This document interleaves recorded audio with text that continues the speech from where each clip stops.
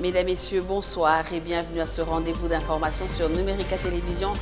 Les titres: la communauté internationale accentue la pression sur les autorités de Kinshasa pendant que Paris exhorte le chef de l'État à ne plus se présenter à la prochaine présidentielle. Londres exige un nouveau dialogue en vue de l'organisation des élections apaisées. Le conclave du rassemblement des forces politiques et sociales acquises au changement appartient désormais au passé. La plateforme de l'opposition exige un autre dialogue après le 19 décembre selon la résolution 2277. C'est tout pour les titres. Je vous le disais à l'instant, Jean-Marc Ayrault exhorte Joseph Kabila à respecter la Constitution et à ne pas se présenter à la prochaine présidentielle. Le chef de la diplomatie française l'a dit hier lundi sur les antennes de TV5.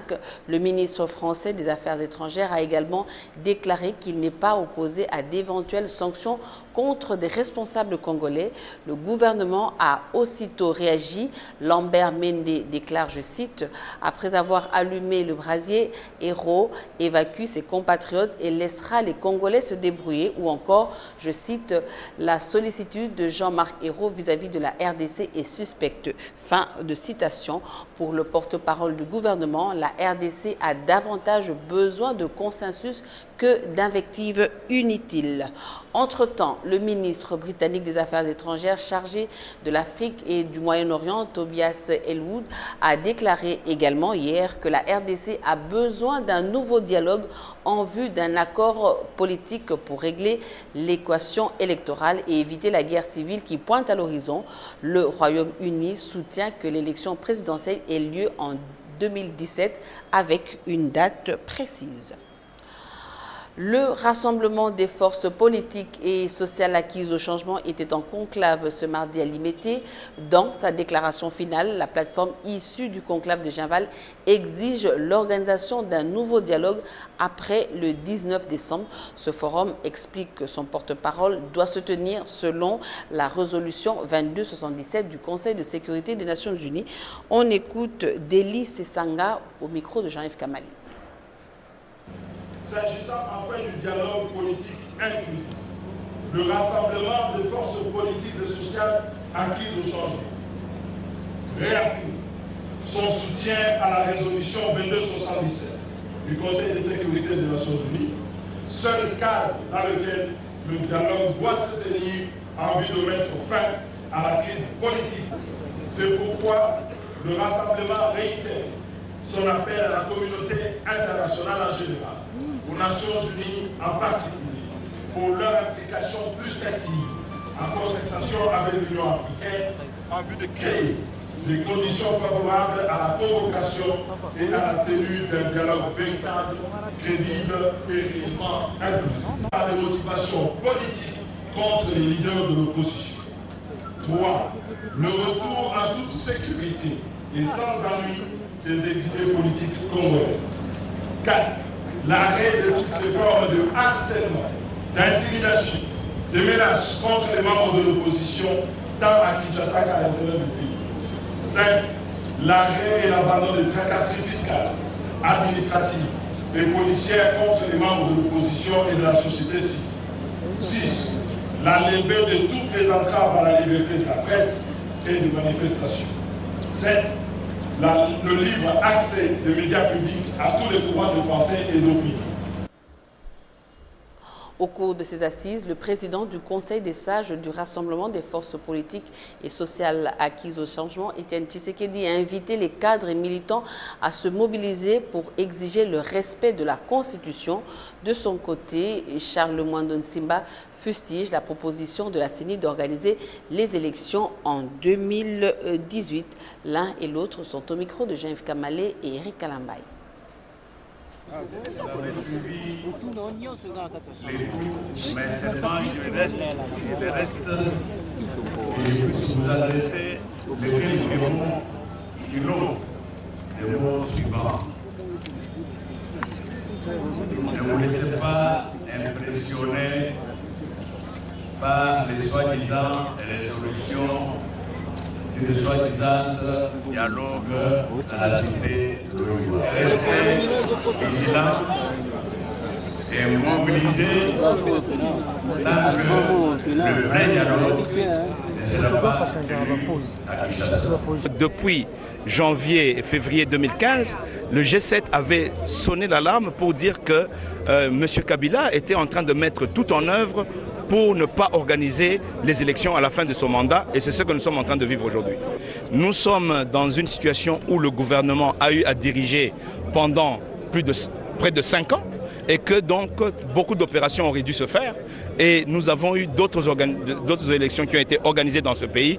Donc nous parler de 2 ans, c'est un peu rêvé, et c'est donner un nouveau mandat au président de la République, et c'est prolonger le mandat de Joseph Kabila, s'il croit que Joseph Kabila doit rester au-delà de son mandat constitutionnel qui est de 5 ans.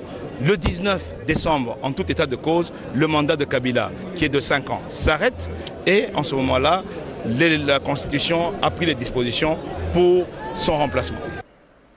Voilà, vous l'avez corrigé avec moi, c'était plutôt Christian Mwando et non son père, comme je l'ai dit tout à l'heure. La projection de l'organisation des élections présidentielles, législatives, nationales et provinciales en novembre 2018 par la Commission électorale nationale indépendante divise l'opinion publique. Le pasteur Bonerge Kaseke soutient la proposition de la centrale électorale, tandis que Maître Richard Bondo dénonce ce qu'il qualifie de comédie de l'organisation technique électorale. Ils sont au micro de Félix Ilunga et Eric Dongala. Après la révision totale du fichier électoral le 31 juillet 2017, il faut patienter 504 jours pour avoir des bonnes élections en République démocratique du Congo. L'hypothèse de la Commission électorale nationale indépendante d'organiser vers 2018 les élections alimente le débat au sein de l'opinion. Le pasteur Kaseka Bonerge appuie la démarche de la CENI. Les politiciens doivent montrer l'humilité. Un grand, c'est celui qui est humble. Ils ont, dans leurs entendements, ils ne nous ont pas demandé avant de créer la CENI. Ils ont créé la CENI, ils se sont mis dedans. Ils ont, pour chaque composante, ils ont leur représentant dedans. Et cet organe est technique. Si l'organe que nous avons consacré technique nous donne ses conseils, pourquoi ne pas suivre ? Soyons humbles, que nos frères et sœurs politiciens soient humbles. Ces pays ne les appartiennent pas. Il est notre pays à nous tous et nous devons nous plier devant les lois de ces pays et les obéir. J'exhorte les uns et les autres à être humbles pour accepter, n'est-ce pas, l'opinion ou je vais dire la vie du technicien que nous-mêmes nous avons consacré, qu'est la CENI. Je crois que ce n'est pas une mauvaise chose. Hostile à la proposition de la Commission électorale nationale indépendante, Maître Richard Bondo croit à la sagesse du chef de l'État. Selon lui, Joseph Kabila va surprendre plus d'un sur son destin politique. C'est la comédie alors de mauvais aloi. Une comédie suicidaire et nuisible à la République. Le président de la République est maintenant objet de beaucoup d'attaques de tous bords. Moi, je suis sûr, le président Joseph Kabila, qui a été macéré dans la doctrine Nyerere, ou la théorie du temps de réflexion, il a suffisamment réfléchi. Tous les contacts qu'il prend là, que les gens ne le prennent pas pour un type qui ne voit pas où il va. Il sait où il va. Et moi, je sais, parce que lui est le seul à avoir prêté serment. Et dans ce serment, il dit, comme dernier engagement, être le fidèle serviteur du peuple congolais. Les 4 policiers tués lors des manifestations des 19 et 20 septembre dernier ont été inhumés ce mardi à Kinshasa. Avant la mise en terre, leurs dépouilles ont été déposées au commissariat général de la police. Dans son discours de circonstance, le vice-premier ministre en charge de l'Intérieur a annoncé avoir signé 2 arrêtés élevant à titre posthume ces 4 éléments de la police à des grades supérieurs. Vers un protocole d'accord entre la Société commerciale des transports et des ports ex-Onatra et la Société commerciale des postes et télécommunications. Les 2 entreprises veulent travailler en synergie pour le transport et la transmission du courrier par voie fluviale et ferroviaire. La SCPT, ayant en charge la gestion de la fibre optique, va contribuer à l'installation des signaux dans différentes gares pour un bon trafic. C'est ce que nous dit Hermione Nyanvou et Doudou Kasouba dans ce reportage. Avec la rénovation de ces deux flottes fluviaux, à savoir ITB Kokolo et MC Gungu, ainsi que du train express Kinshasa-Matadi, la société commerciale de transport et port entend redynamiser ses activités. La SCTP compte signer un protocole d'accord avec la SCPT, Société commerciale de postes et télécommunications, pour le transport des courriers par voie fluviale et voie ferroviaire. Nous avons essayé de faire l'effort de rétablir les trafics voyageurs entre Kinshasa, les provinces, l'axe fleuve jusqu'à Kisangani, et aussi avec la dernière livraison, l'inauguration du MS Gungu par le chef de l'État. Par ces outils-là, nous pouvons assurer, assister, accompagner les collègues de la SCPT pour l'acheminement de courrier dans ce que vous, les journalistes, vous appelez le Congo profond. Avec la fibre optique, la SCPT va aider la SCTP à poser des signaux dans chaque gare. Nous avons déjà identifié beaucoup de choses que nous allons pouvoir faire. Donc un contrat de partenariat va être signé dans le plus bref délai, qui va permettre à ce que nous puissions utiliser les trains et les chemins de bateaux pour pouvoir évacuer nos colis et nos courriers qui sont expédiés par nos utilisateurs de la poste, nos clients. Et nous allons aussi profiter de proposer à nos amis de la SCTP également la fibre optique pour pouvoir leur permettre de faire la signalisation dans toutes les gares et aussi les ports. La visite des installations de la SCPT a permis de s'imprégner du travail abattu de la cellule juridique en passant par le centre opérationnel du réseau national, la boîte postale, les colis postaux, la poste finance et le cafétéria. En société, le franc congolais se déprécie depuis plusieurs semaines par rapport au dollar américain. Cette situation est à la base d'une spéculation sans précédent sur le marché d'échange. Un dollar se négocie entre 1000 et 1100 francs congolais dans les principales places de change. Pour contrôler la situation, la BCC a injecté 50 millions de dollars sur le marché. Yannick Mbouyamba, Serge Mitelezi, reportage. Le taux de change officiel à la Banque centrale du Congo est de 985 francs congolais pour $1 américain. Mais sur le terrain, le constat est tout autre. À Kitambo Magasin, par exemple, dans un même endroit, nous avons prélevé 3 taux qui se diffèrent selon les bureaux d'échange.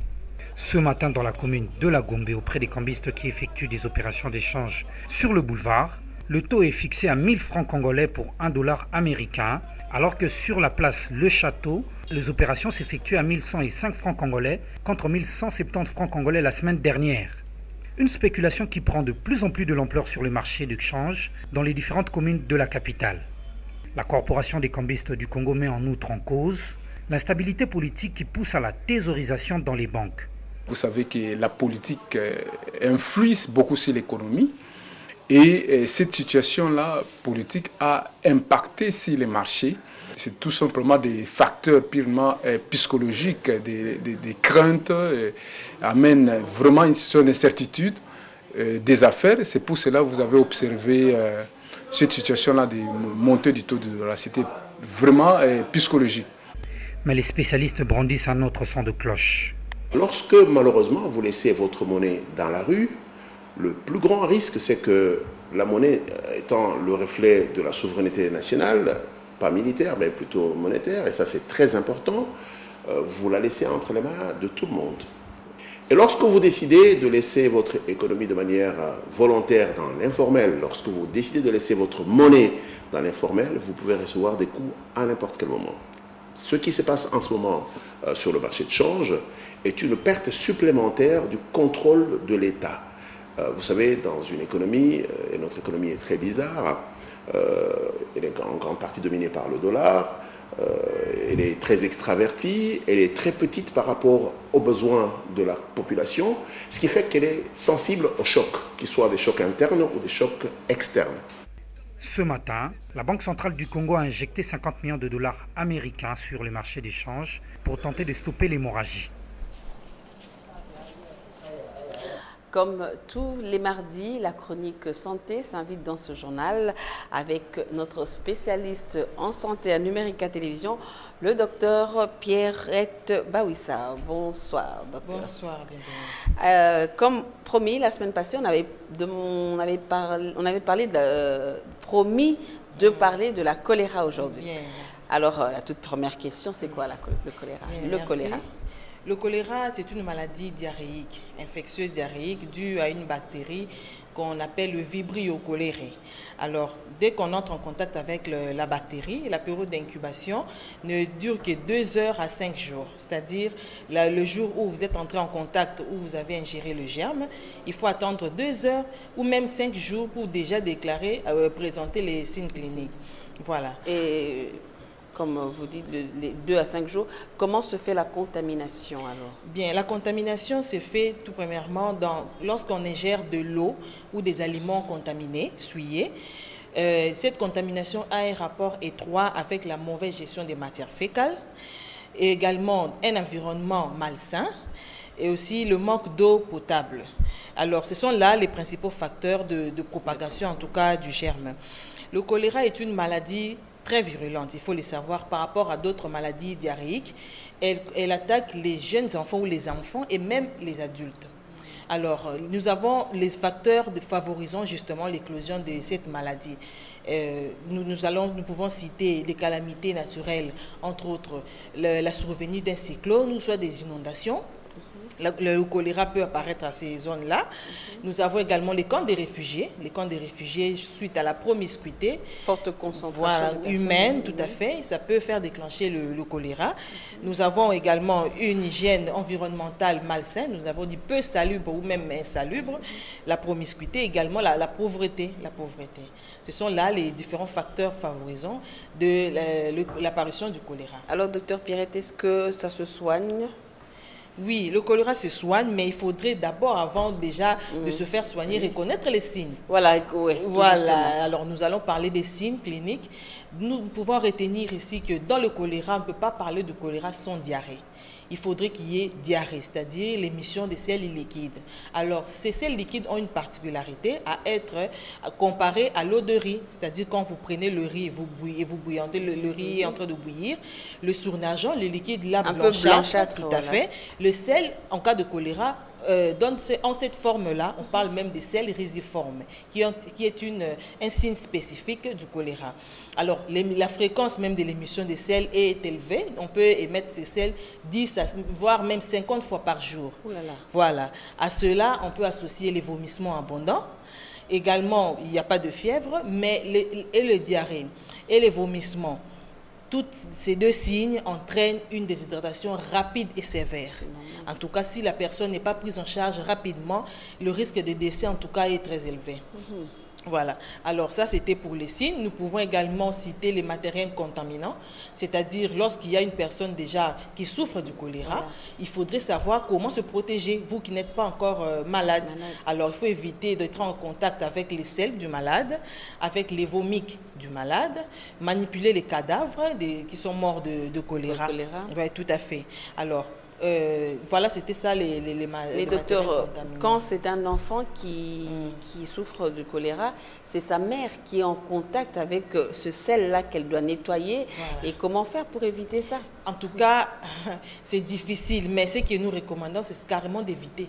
Parce que dès que vous ingérez la bactérie, il faudrait en tout cas prendre en charge. La prise en charge n'est pas à domicile. Il faudrait nécessairement être dans un centre hospitalier. Alors donc, le mieux à faire, c'est carrément d'éviter tout matériel contaminant que nous venons de citer tantôt. Alors, parmi les complications du choléra, nous pouvons citer le choc, parce qu'il y a une déshydratation, c'est-à-dire une perte importante de l'eau. Or, le corps humain est constitué de 60% d'eau. Alors, je vous ai démontré tout à l'heure, la fréquence même des sels est très élevée. 50. On risque même de perdre 4 à 20 litres par jour. Alors, c'est qu'il y a un risque important. Nous avons le choc hypovolémique qui s'installe, qui peut entraîner une décompensation cardiaque, qui peut entraîner une insuffisance rénale aiguë et voire le décès de la personne si elle n'est pas prise en charge précocement. Et comment se faire soigner de ça? Tout à fait. Dès qu'il y a une personne qui présente tous les signes énumérés tantôt, il faudrait vite l'amener dans un centre de santé. Ne pas le garder à la maison. amenez-le dans un centre de santé où on traite le choléra. Qu'est-ce qu'on va faire là-bas? On va vite le geste thérapeutique. Le premier geste thérapeutique et urgent à noter, c'est la réhydratation. C'est-à-dire, il faut remettre de l'eau, voilà, dans le corps de la personne qui est malade. Voilà. C'est ça le geste, en tout cas, primordial. Secondairement, nous avons l'administration des antibiotiques. Nous avons dit tantôt, c'est une bactérie qui est en cause du choléra. Il faut donc administrer des antibiotiques pour justement réduire la durée de la diarrhée et limiter tant soit peu la propagation de la maladie. Voilà, c'est ça là parmi les traitements. Alors, vous avez parlé de la pauvreté, de ce qui favorise. Quelles sont les mesures d'hygiène qu'il faut prendre alors pour éviter ces maladies très dangereuses? Alors, les mesures d'hygiène entrent dans le cadre de la prévention, c'est-à-dire éviter de tomber malade, de souffrir du choléra. Alors, dans la prévention, nous recommandons d'abord d'élever le niveau d'hygiène alimentaire, environnementale. Donc, il faut avoir une bonne hygiène, également assainir son milieu de vie. Ça, il faut le faire tous les jours. Les installations sanitaires doivent être propres. Le lavage fréquent des mains avec du savon ou soit même avec du cendre, si vous manquez de l'argent pour pouvoir acheter du savon. Et également s'approvisionner en eau potable, de l'eau propre qu'il faut consommer. Alors, nous martelons ici que l'antibiothérapie préventive, c'est-à-dire certaines personnes ont l'habitude de prendre les antibiotiques dès qu'ils soient pour se prévenir justement du choléra. Nous ne conseillons pas. Parce que cette antibiothérapie ne fait qu'induire une résistance inutile à votre organisme. Mais docteur, déjà la semaine passée, il y avait une campagne de vaccination contre le choléra et on a administré le vaccin. Tout à fait. C'était pour quelle protection? Oui, le vaccin, oui. Nous, dans la prévention également, nous recommandons aussi la vaccination. Mais c'est qu'il faudrait retenir que cette vaccination orale offre à une efficacité de 85 à 90%, mais seulement à une durée d'une année. Moins d'une année de protection. Donc, il faudrait plus marteler sur les mesures d'hygiène. Voilà, les mesures d'hygiène, éviter en tout cas, ce que nous recommandons, c'est d'assainir le milieu. Voilà. En tout cas, merci docteur et je vous retrouve mardi prochain. Ouais. Célébration ce mardi 4 octobre de la Journée internationale des animaux. Cette journée consiste à attirer l'attention des gouvernements et des citoyens sur l'importance du respect de la vie animale, élément essentiel dans la protection des écosystèmes. Jefté Kitita, Serge Mitelesi, reportage. La Journée mondiale des animaux de cette année sonne comme un cri d'alarme et pour cause, plusieurs espèces animales sauvages à travers le monde sont menacées de disparition. Une situation qui préoccupe la Convention internationale sur le commerce d'espèces sauvages menacées d'extinction, CITES en sigle.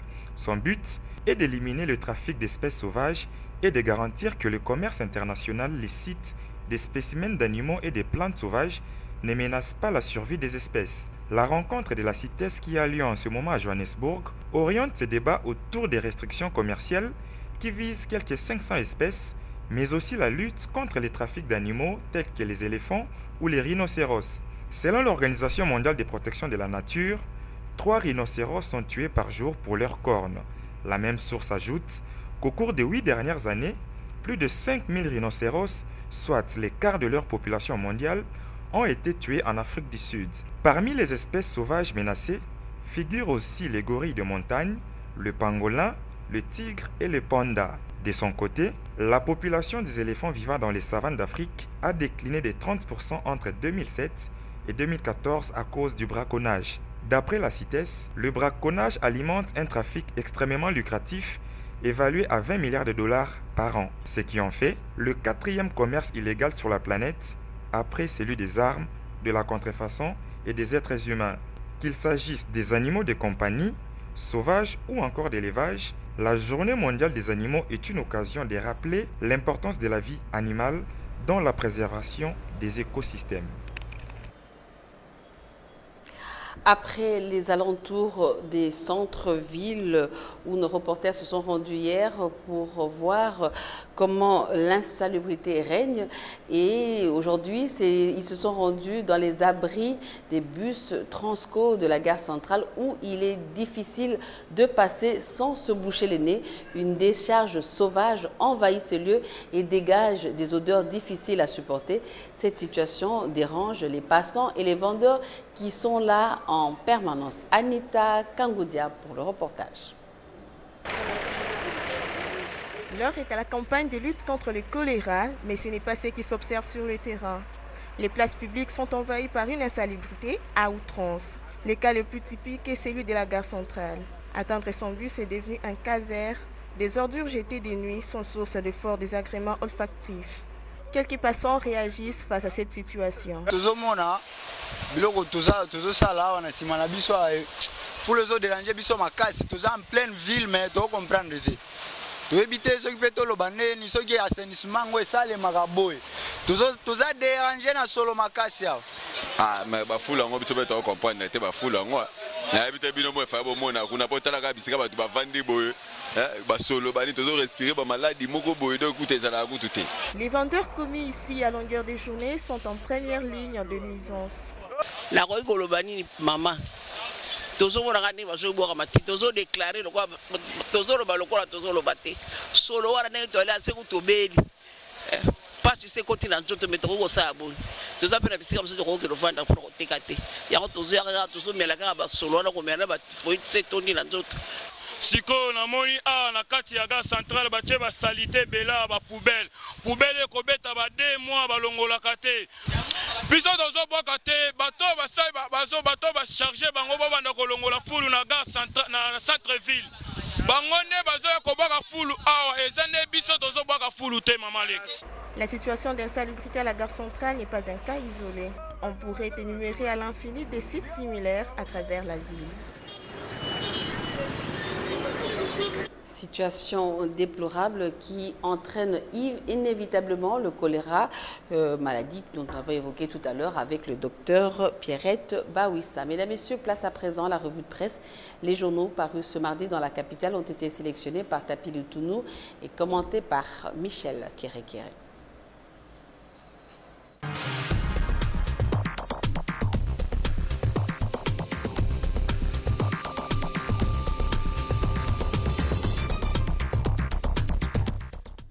Les opposants au dialogue sont divisés. Selon la tempête des tropiques qui livre cette information, certains opposants accusent Vital Kamerhe de prendre des engagements sans les informer. C'est le cas de l'accord politique sanctionnant ce dialogue. Le palmarès estime que Kamerhe est mal parti par ses pairs à la Cité de l'Union africaine. Le journal explique qu'à cause d'une morosité qui couvre le dialogue, la facilitation s'est choisie d'initier des contacts avec les acteurs politiques en vue d'un compromis pour la signature d'un accord politique. Pendant ce temps, le journal annonce l'ouverture ce mardi à Kinshasa du conclave du rassemblement des forces politiques et sociales acquises au changement. Les organisateurs qui projettent le tenir en un jour ont annoncé la présence de l'Église catholique qui a répondu favorablement à leur invitation. La Cité africaine renseigne que Tshisekedi et ses partenaires vont réfléchir sur comment mettre fin à la grave crise politique que traverse le pays. Ils sont d'accord pour un vrai dialogue bipartite entre eux et la majorité présidentielle reconfigurée. À ces sujets, Breaking Up croit également à un dialogue bis. Selon les sources de l'hebdomadaire, Edem Kodjo va achever sa messe noire dans le tout prochain jour. L'Algérien Saïd Djinit prendra sa succession, ce qui amènera l'opposition rassemblée à adoucir sa radicalisation. Et avec elle, l'Église catholique retournera sur la table des négociations bis. La communauté internationale accentue la pression sur les autorités de Kinshasa. À l'instar de Washington, le phare révèle que Londres insiste sur la passation civilisée du pouvoir entre le président sortant et son successeur à sortir des urnes. Le ministre britannique des Affaires étrangères en charge de l'Afrique exhorte toutes les parties prenantes à parvenir à un accord urgent sur une date pour l'élection présidentielle en 2017. Plutôt que de s'en remettre systématiquement aux oracles des étrangers, Forum des As invite les Congolais à prendre leurs responsabilités. Le quotidien explique que les érudits des relations internationales savent qu'il n'existe pas d'amour entre les États. Bien au contraire, seuls les intérêts comptent. Et donc, conclut le journal, il appartient aux Congolais de conjurer toutes ces pressions de l'extérieur. Terminons cette revue de presse par un mot de tourisme. Forum des As nous apprend que pour sa première tournée en qualité de Miss RDC, Andrea Moloto a placé son curseur sur la province du Congo central et la nouvelle ambassadrice de la beauté congolaise a effectué son déplacement par le train express de la Société commerciale de transport et des ports. Le quotidien estime que ce déplacement de la Miss est un grand coup pour booster le tourisme intra-province.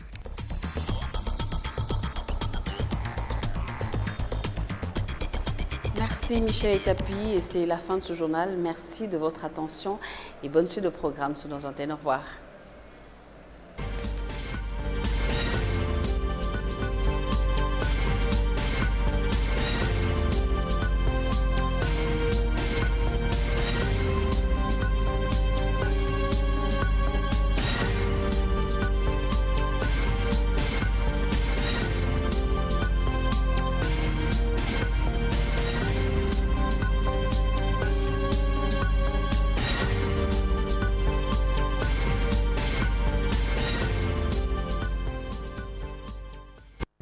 Il a plu au Seigneur de rappeler à lui l'âme de sa fidèle servante, Madame Marie-Josée Mbumba Kabwiku, décédée à Kinshasa le lundi 26 septembre 2016. Les familles Kabwiku, Maboussi, Bikindu et Bumba annoncent aux parents, amis et connaissances que la levée du corps de la mort de l'hôpital général de Kinshasa aura lieu le vendredi 7 octobre à 13h. Le corps sera exposé à la résidence familiale 6 avenue Irebu, numéro 103, dans la commune de Kassavubu, référence en face de l'église Logos Rema sur Sayo. L'enterrement interviendra le samedi 8 octobre 2016 au cimetière de Mbetekefouti, Nouvelle Cité. Les familles éplorées demandent à tous ceux qui ont connu la défunte de garder une pensée pieuse en sa mémoire. Il a plu au Seigneur de rappeler à lui l'âme de sa fidèle servante, Madame Marie-Josée Mbumba Kabwiku, décédée à Kinshasa le lundi 26 septembre 2016.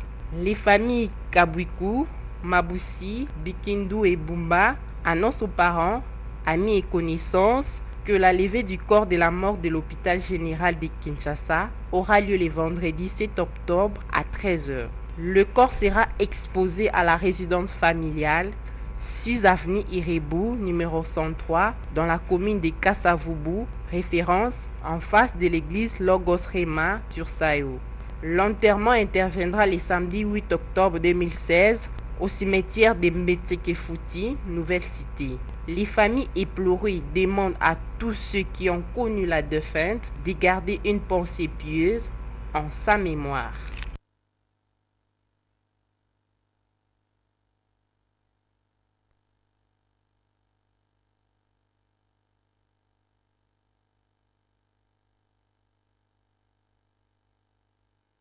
S'agissant